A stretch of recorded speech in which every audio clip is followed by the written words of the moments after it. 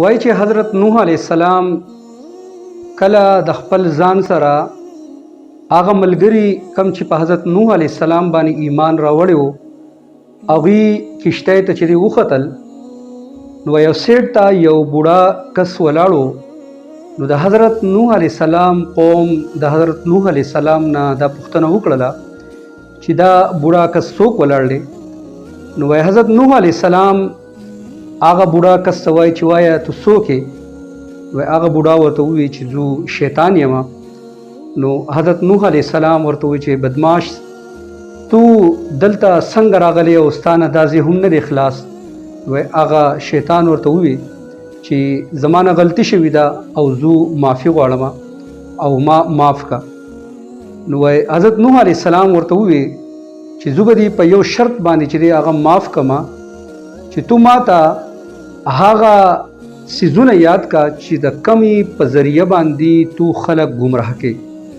هغه غټي بیماری تو ما ته بیان کا چې د هغې په وجه باندې خلک ګمراه کېږي او تباهۍ او هلاکت طرف ته ځي نو شیطان ورته وایي چې بالکل زه به درته هغه بیان کم خو په دې شرط چې د هغې نه پس به تو بیا ما معاف کړې او ما به پرېږدې حضرت نوح علیه السلام ورته وایي چې بالکل زه به دې معاف کړم نو شیطان ورته ووایي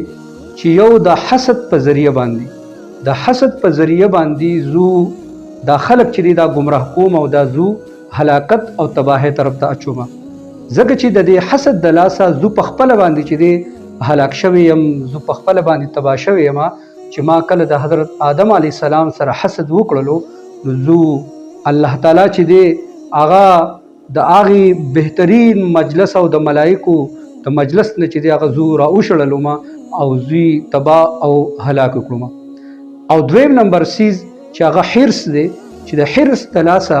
دا خلک چې دی هغه تباهۍ طرف ته رسي د حرص د لاسه چې دی زو دا خلک تباهۍ طرف ته بوزم او دا حرص چونکې حضرت آدم علیه السلام الله تعالی د دې حرص د لاسه د جنت نه چې دی نو د ځمکې ته چې دی هغه راولېږلو نو دا دوه داسې غټې روحاني بیماری دي چې د دې د لاسه اکثر خلک هغه ګمراه کېږي تباهۍ او هلاکت او تباهۍ طرف ته ځي الله تعالی دی مونږ ټول مسلمانان د دې روحاني خاص کر د حسد او د حرص د دې غټو بیمارونو چې د الله دې مونږ وساتي ځکه چې د دې د لاسه انسان تباهۍ او بربادۍ طرف